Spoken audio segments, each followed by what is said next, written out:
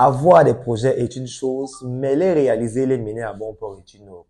Je suis Jordan Roger Bamazeur pour ceux qui me découvrent, votre expert en management, option planification ainsi qu'en gestion des entreprises et des projets.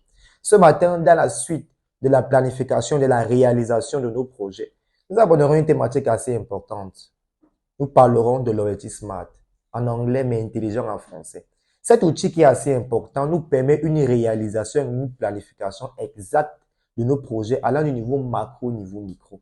C'est donc ainsi que je vous amène, je vous invite à vous asseoir confortablement afin qu'ensemble, nous puissions déballer cet outil qui nous servira à tous. Sur le plan opérationnel, mon objectif doit d'abord être spécifique.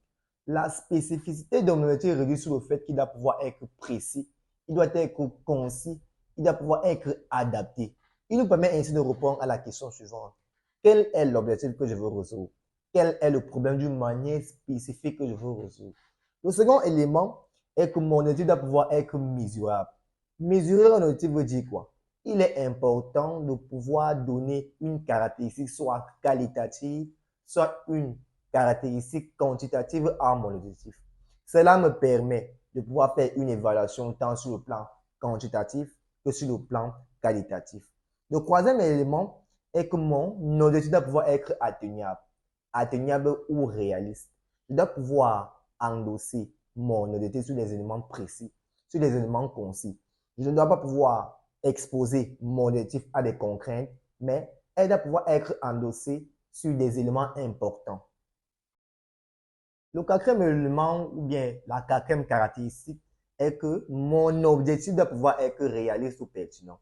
Le réalisme de l'entreprise ou le réalisme de mon objectif spécifie que nous devons être capables de pouvoir poser nos objectifs en fonction de nos différentes caractéristiques, en fonction de nos différentes ressources. Est-ce que l'objectif que je me pose me permettra de pouvoir atteindre mes résultats d'une manière escomptée?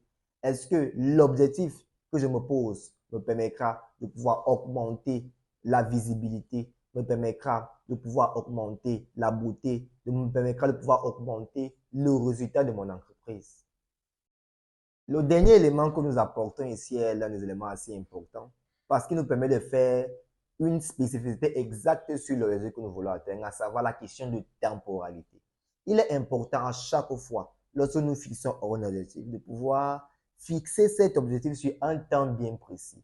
À quel moment, lorsque j'avance, à quelle période je vais exécuter telle ou telle autre action.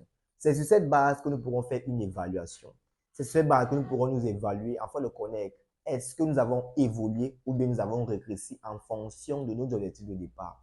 Voilà donc nous présenter d'une manière générale l'objectif SMART qui est une opportunité d'amélioration continue, qui est une opportunité d'évolution, de performance, d'amélioration. Je vous invite donc à suivre ma vidéo, à la partager en la likant, afin que tous ensemble, nous puissions développer nos compétences sur l'amélioration de nos performances, tant sur le plan interne que sur le plan externe. Je vous remercie.